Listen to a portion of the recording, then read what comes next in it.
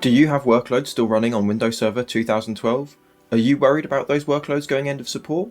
Not sure about any of this? If that's you, keep on watching. We'll cover everything that you need to know in under 5 minutes. Welcome everyone to our video on Windows Server and SQL Server 2012 end of support. This is being recorded in June 2023 with the end of support deadline quickly approaching in October 2023. Now, if you're not aware of the server product lifecycle, when a Windows Server product is released, you get 5 years of mainstream support where you get all the new features, security updates, and non-security updates, and then 5 years of extended support where you still receive the updates, but you do not receive any new features. After this point, you have the option to purchase extended security updates if you keep your workloads on these operating systems. You can do this on premises if you meet certain requirements. These updates are incredibly important. They help protect against all sorts of vulnerabilities. For example, where code can be executed without user interaction, or exploits that could affect the confidentiality and integrity of your data. Without these updates, you are putting your organization at risk. As I mentioned, there are a few options here. If you would like to keep your workloads on premises, you can do so. This would mean either upgrading the operating system of your on-premises workloads to something like Windows Server 2022, or if that's not possible, then you can purchase extended security updates and get an additional 3 years of updates. However, to qualify for all this, you need both an enterprise agreement and software assurance.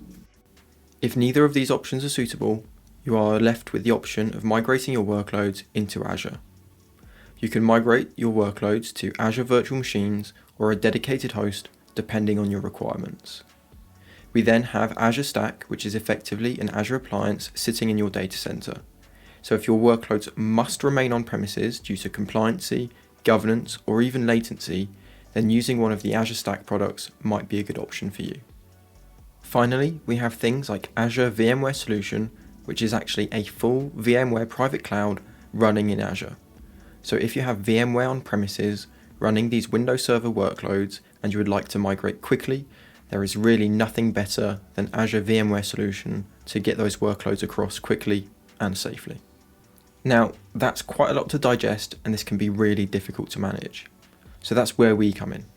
To keep it simple, we've broken it down into 3 key steps. We're following the Microsoft framework for this, and we've broken it down into assess, migrate, and optimize. The first stage is crucial.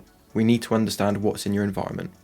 Do you have Windows Server 2012? Do you have anything older than that? What is really critical and what needs to be moved as soon as possible? We use this initial assessment to determine your migration path. The migration stage comes next. We are an Azure Expert MSP with expertise in all Microsoft solution areas.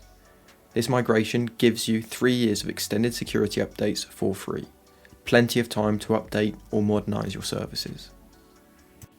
This leads us nicely to the next step, which is the optimization phase. Once you have a bit of breathing room, we can then look at what we can do from an HSO perspective.